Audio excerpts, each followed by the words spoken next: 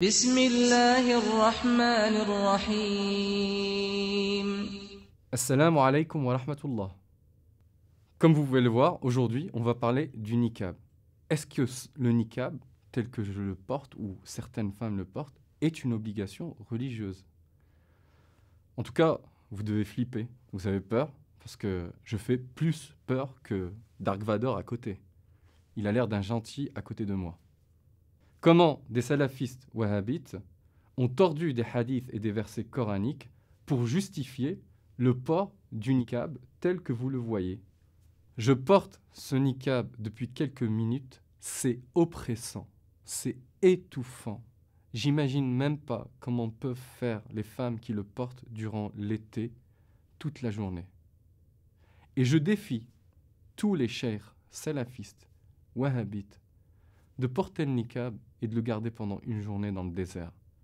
Et ils verront le sentiment que peut ressentir une femme qui porte le niqab. Il y a un hadith du prophète qui dit « Inna Allaha jamilun yuhibbul jamal » Dieu est beau et il aime la beauté. Et il n'y a rien de beau dans cela. C'est une horreur. Comment les wahhabites salafistes sont arrivés à légitimer le niqab? Se voiler intégralement et se couvrir est une coutume des wahhabites salafistes dans la péninsule arabique au XVIIIe et XIXe siècle. Et ils ont essayé de donner une justification théologique à une coutume locale, en partant d'un verset sur l'habillement pudique ou la tenue vestimentaire pudique. Que dit ce verset? وقل للمؤمنات يغضضن من أبصارهن ويحفظن فروجهن ولا يبدين زينتهن إلا ما ظهر منها وليضربن بخمرهن على جيوبهن. Dis aux croyantes de baisser leur regard, d'être pudiques et de rabattre leur foulard ou leur châle sur leur poitrine. Les salafistes sont partis de l'idée que le châle ou le foulard se portait sur la tête de cette manière-là. Et donc, pour rabattre, il fallait faire comme ça. Et garder un œil ou deux ouverts. Et ils ont créé la justification du niqab en se basant sur cette interprétation. Il y a dans le Coran un terme qui revient souvent, qui est le terme hijab. Hijab qu'aujourd'hui, les gens traduisent par foulard. Mais en fait, le hijab du Coran, ce n'est pas un foulard. Le hijab du Coran, c'est un rideau. C'est une porte en fait. Il s'agit de séparer les chambres du prophète qui donnaient sur la mosquée avec un hijab. Nous sommes au 7e siècle. Médine est une ville ancienne. Les gens sont pauvres. Ils n'ont pas des portes en bois comme chez nous. D'ailleurs, pour ceux d'entre vous qui parlent le dialecte maghrébin, quand on parle des rideaux, on dit quoi? On dit hijab, hijab, rideau. Jusqu'à maintenant, dans des régions du Maghreb, dans des villages pauvres, il y a des gens qui n'ont pas de porte pour toutes les chambres. Ils ont un rideau. Parlons de ces versets qui parlent du hijab. Il y a un verset, par exemple, qui dit dans le Coran, qui s'adresse aux hommes qui venaient à la mosquée par rapport à leur relation avec les femmes du prophète, qui leur dit « وَإِذَا سَأَلْتُمُوهُنَّ مَتَاعًا فَاسْأَلُوهُنَّ مِنْ وَرَاءِ حِجَابٍ » Si vous leur demandez quelque chose, demandez-leur derrière le rideau. Pourquoi? À Médine du 7e siècle, à l'inverse de ce que veulent nous faire croire aujourd'hui des orthodoxes, des intégristes, des salafistes wahhabites, Médine n'est pas remplie d'hommes pieux, parfaits. Médine n'est pas cette cité utopique où il n'y a aucun péché qui est commis. À Médine, il y a des gens comme nous tous, avec le bien et le mal. Il y a du viol, il y a du vol, il y a des pervers.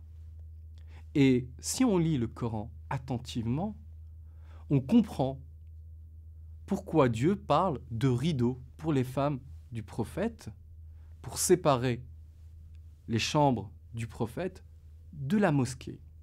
Ces versets qui concernent le rideau s'adressent principalement et exclusivement aux femmes du prophète.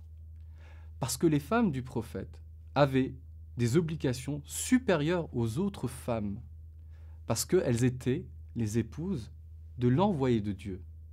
Elles devaient être des modèles. Et le verset qui s'adresse aux femmes du prophète dit « Ya nisa an-nabi, lastunna ka ahadim min an-nisa, in ittaqaytunna, fala takhda'na bil qawli fayatma'a alladhi fi qalbihi maradun, wa qulna qawlan ma'rufa. » Ô femmes du prophète, vous n'êtes pas comme les autres femmes. Vous avez des obligations supérieures aux autres femmes. Et faites attention à ceux dont le cœur est malade. C'est-à-dire, on comprend de ce verset-là qu'il y avait malheureusement des pervers qui squattaient la mosquée et qui regardaient les femmes du prophète. Ça peut vous choquer, mais c'est écrit là-dedans. Concernant la question de l'habillement pudique dans le Coran, que disent les versets exactement? Prenons par exemple le verset qui est utilisé par les théologiens, notamment salafistes et wahhabites, pour justifier cette façon de s'habiller. Mais si on lit attentivement le verset, il dit quoi? Ya ayyuhan nabiyyu, qul li azwajika wa banatika wa nisa'il mu'minina yudnina alayhinna min jalabibihin, dhalika adna an yu'rafna fala yu'dhayna wa kana Allahu ghafuran rahima. Ô prophète, dis à tes femmes, tes filles, aux épouses des croyants, comme d'habitude, de baisser leur châle sur leur poitrine pour qu'elles soient reconnues et qu'elles ne soient pas agressées. Ah bon, agressées, ça veut dire quoi? Il y avait des agressions sexuelles à Médine au 7e siècle. Comme vous le savez, à l'époque, à Médine, au 7e siècle, il n'y avait pas de toilettes au sein des maisons. Une femme ou un homme, pour faire ses besoins, il devait s'éloigner des maisons, aller vers les oasis ou dans les champs pour faire ses besoins. Et il y avait, à l'époque, des agressions sexuelles contre des femmes. Et afin que les femmes du prophète, ses filles, les femmes des croyants, ne soient pas agressées, il fallait qu'elles soient reconnues. ذَلِكَ أَدْنَى أَنْ يُعْرَفْنَ. Pour qu'elles soient reconnues, ça veut dire que leur visage devait être découvert pour que les gens les reconnaissent. Il y a un autre verset dans le Coran qui parle aux femmes du prophète et qui leur dit وَلَا تَبَرَّجْنَ تَبَرُّجَ الْجَاهِلِيَّةِ الْأُولَى.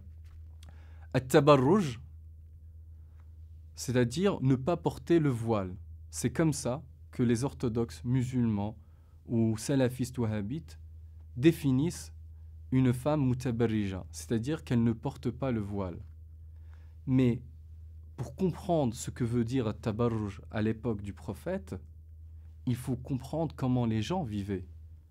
À l'époque, et c'est toujours le cas, on est dans une région où il fait très très chaud. Et les femmes, beaucoup de femmes, se promènent pratiquement légèrement habillées.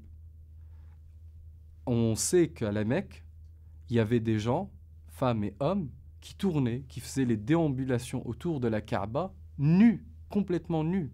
Il y a de la nudité dans ces sociétés-là.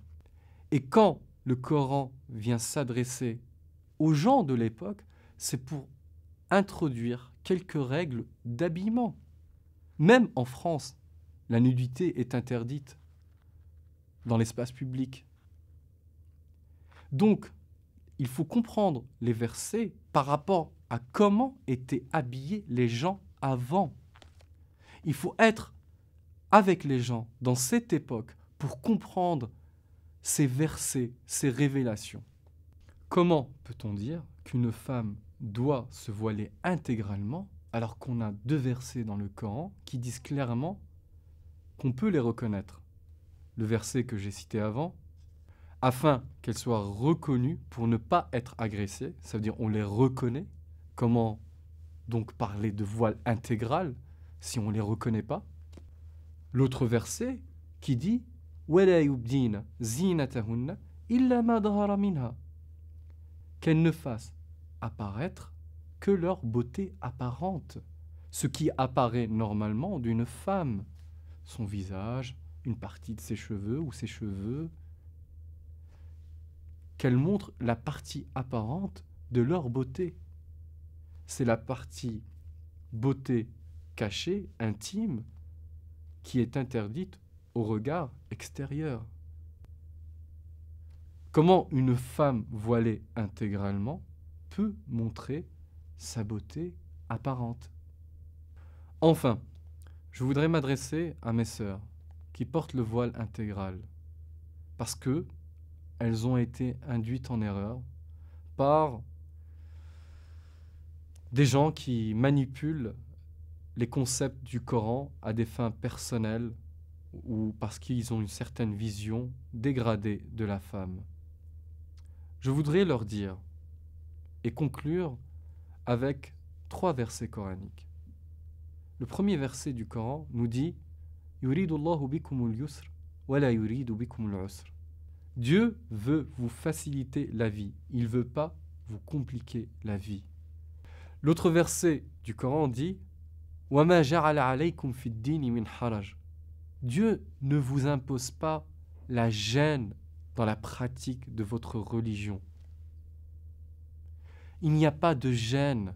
Porter le voile intégral, c'est s'exposer à des problèmes sécuritaires, d'intégration, s'exclure de la société. C'est de la gêne. Et ce n'est pas le sens de notre message. Enfin, je voudrais terminer avec ce dernier verset qui dit Ya bani Adam, qad anzalna alaykum libasan yuwari sawatikum wa risha, wa libasu taqwa dhalika khayr. Ô fils d'Adam, on vous a accordé des vêtements pour cacher vos parties intimes. Mais sachez que le meilleur habit est la piété. La piété intérieure, c'est dans le cœur. Et comme disait le prophète sallallahu alayhi wa sallam, Inna Allah la yanzuru ila suwarikum wa la ila wujuhikum, walakin yanzuru ila qulubikum. Dieu ne regarde pas vos visages et vos images, mais il regarde votre cœur. Il n'y a aucun verset dans le Coran qui dit tenue correcte exigée pour accéder au paradis. Par contre, il y a un verset qui dit Illa man atallaha biqalbin salim. Ne trouvera le salut que celui qui viendra à Dieu avec un cœur saint et un cœur pur. Alors travaillons sur la spiritualité, sur l'éthique. Là est le véritable sens de la religion. N'oubliez pas de vous abonner à Parle-moi d'Islam pour continuer à regarder nos vidéos. Wassalamu alaikum wa rahmatullah.